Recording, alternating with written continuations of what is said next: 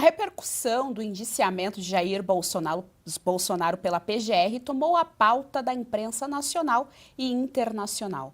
A fragilidade probatória e as incertezas que cercam a delação de Mauro Cid ganharam destaque. E a fama da Suprema Corte brasileira, em especial do ministro Alexandre de Moraes, corre o mundo. Sobre isso, nós vamos conversar com a jornalista e correspondente internacional, Karina Michelin. Nas últimas 72 horas, o mar sereno onde navegava Moraes ganhou ondas tortuosas e águas revoltadas. Karina, boa tarde, seja muito bem-vinda. Muito obrigada por ter aceitado o convite para conversar conosco. Eu que agradeço, Geisiane, é um prazer enorme estar aqui com vocês e com a sua audiência. Pois é, o nome de Alexandre de Moraes está sendo falado nas últimas horas aí, assim, em níveis jamais vistos. Seu nome está pipocando aí em todos os sites e jornais do mundo, e o que mais surpreende é as visualizações altas sobre tal assunto. Enfim, o Alexandre de Moraes ele já está na mira dos Estados Unidos há muito tempo. E até mesmo pelas suas ações arbitrárias, decisões monocráticas e decisões muito questionáveis perante uma Suprema Corte, onde um juiz jamais poderia tomar decisões tão drásticas e tão censórias como ele vem aplicando nos últimos anos. Agora, a questão é essa. A liminar foi feita aí uma denúncia na Flórida acusando o juiz Alexandre de Moraes por censor, né, por censura em território que ele não faz parte, não tem jurisdição para isso.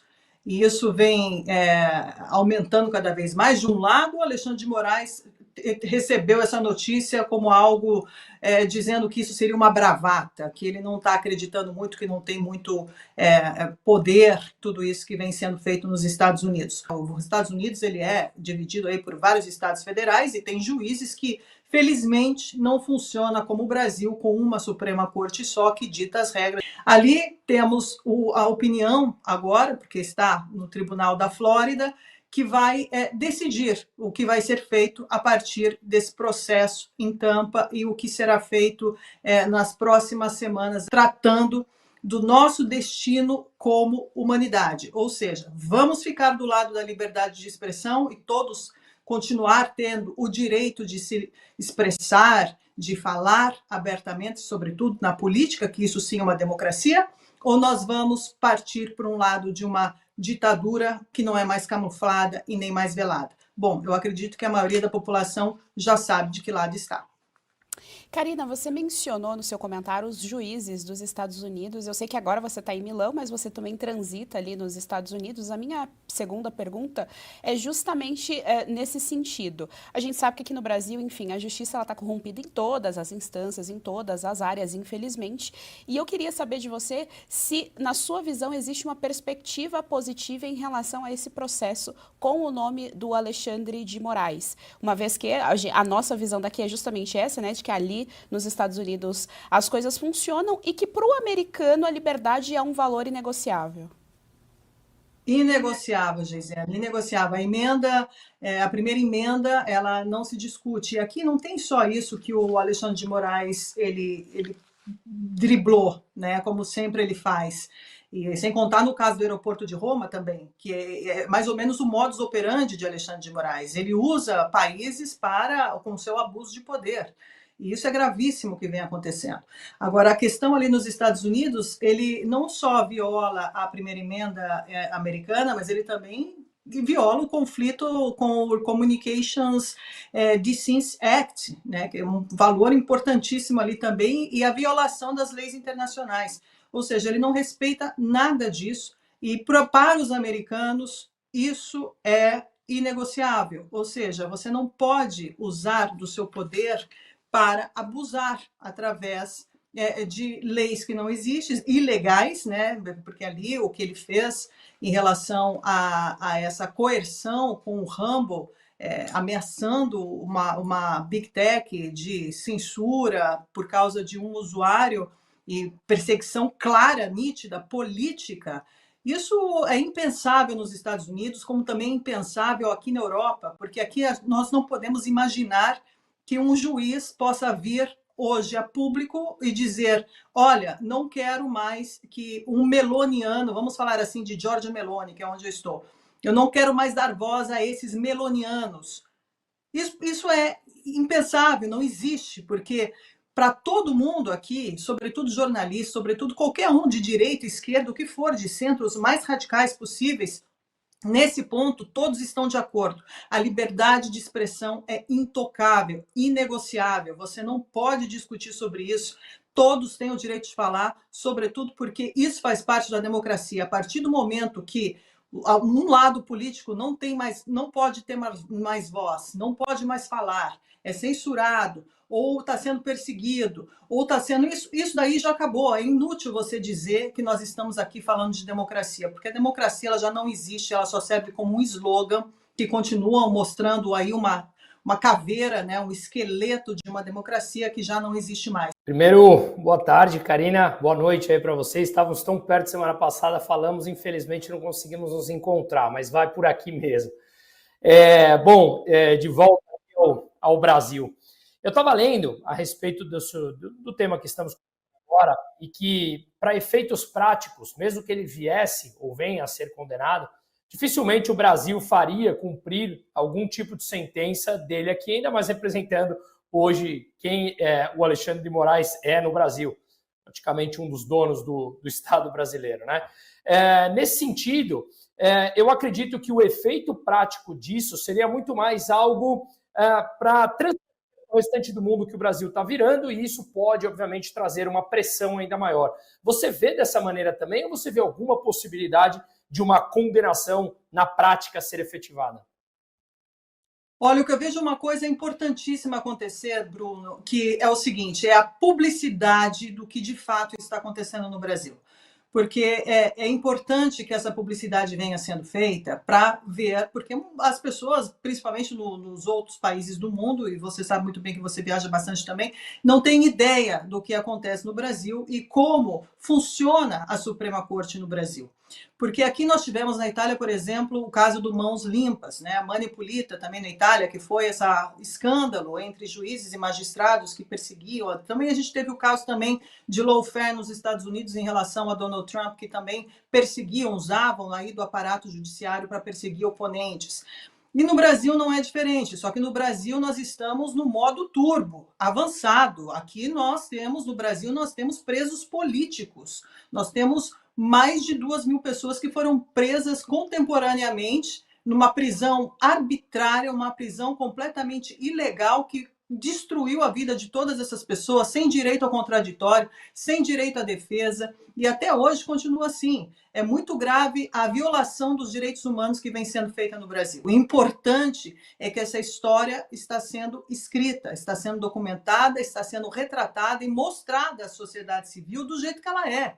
Doa quem doer. Infelizmente é assim, nós estamos nessa situação. O mundo se encontra nessa situação e o Brasil hoje serve como laboratório para isso para o resto do mundo.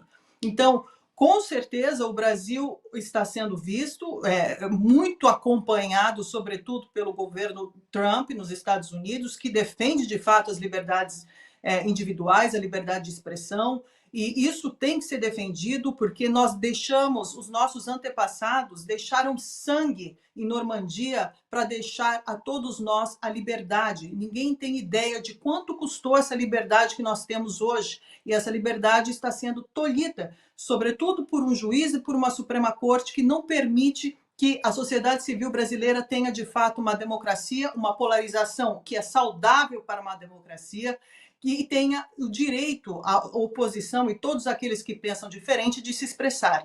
Então, isso é um ponto muito importante que está sendo discutido hoje. O Brasil volta para o centro aí dessa discussão, sobretudo de liberdade de expressão, e eu tenho certeza de uma coisa, independente do resultado, tanto aqui, se Alexandre de Moraes, eventualmente, ganhe e sua causa ali, ele consiga defender aquilo que ele está fazendo até hoje, isso será uma perda enorme para todo o Ocidente, porque isso vai desencadear para o resto dos países. Aqui a polarização é saudável.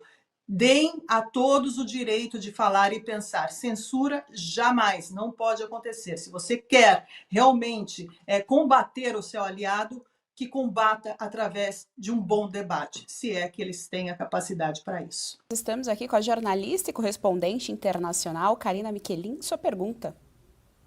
Karina Michelin, o mundo já sabe que há 6 anos o Brasil vive um momento de exceção democrática, graças ao inquérito do fim do mundo, que foi um efeito colateral da Lava Jato. As denúncias de corrupção chegaram ao andar de cima do judiciário e houve uma reação truculenta em relação à liberdade de expressão. Agora, qual é a expectativa sobre um eventual processo que possa ser movido por Elon Musk e suas empresas que foram prejudicadas no Brasil, tanto com censura quanto com pagamento de multa? O X ficou 39 dias fora do ar por aqui e Elon Musk ainda teve que pagar uma fortuna para voltar a funcionar. Qual é a expectativa de que ocorra um processo igual a esse da Trump Media e do Rumble também nos Estados Unidos? Eu acho, Serrão, eu acho que nós estamos só no início dessa batalha. Eu acredito que só está começando. Tudo isso só está começando. Nós temos todo ali atrás, no nosso retrovisor, olhando pelo retrovisor, nós temos já definido todas as irregularidades, arbitrariedades e tudo o que aconteceu, como a gente já está falando aqui há muito tempo, até mesmo em relação ao que aconteceu, a censura do X, a desinformação que foi feita de forma proposital pela mídia brasileira em afirmar categoricamente que Elon Musk não havia ali um representante legal do X para ser enviado, encaminhado, essa ordem do Alexandre de Moraes. Isso é uma mentira, porque isso foi metade do caminho, porque existia, sim, os seus representantes que foram ameaçados de prisão. Isso as pessoas, e sobretudo os jornalistas aí da grande mídia, esquecem de colocar esse parênteses. Essas pessoas foram ameaçadas, foram coagidas, tiveram aí imensas, e isso a gente pode ver através do Twitter Files. Então, assim, é gravíssimo as acusações que vêm sendo feitas e os atos ilícitos que vêm sendo aplicados e perpetrados por esses juízes e por essa Suprema Corte, exacerbando completamente todo o seu poder, ou seja, pisoteando na Constituição e fazendo com que as suas leis, que são ilegais, valham. Só que elas não valem para nada, porque foi o que o Elon Musk disse. Primeiro que eles trazem, tem esse embate entre entre Alexandre de Moraes e Elon Musk, que a questão tinha que ter uma multa. E outra coisa também muito grave aqui que vem acontecendo é questões da multa, porque durante o processo da Lava Jato e também durante ali o caso da Cruzoé, que foi censurada, a multa naquele período da Cruzoé, que foi em 2019, foi de R$100 mil. Agora, o que aconteceu com o caso do Twitter, a multa foi de 30 milhões de dólares. Então, assim, roubando, né, praticamente o dinheiro de uma empresa que não tinha nada a ver com X, mais uma vez pisoteando ali a Constituição, exacerbando o poder e tentando fazer todas as suas manobras com a ajuda da grande mídia, porque a grande mídia, ela influenciou as pessoas ao erro. Elas levaram as pessoas a crer numa informação que era falsa. Então, assim, aqui nós estamos num embate, como eu falo, uma batalha muito grande que só está começando. É uma batalha que é morte tua, vita minha, né? Então, assim, não tem muito para onde escapar nisso tudo.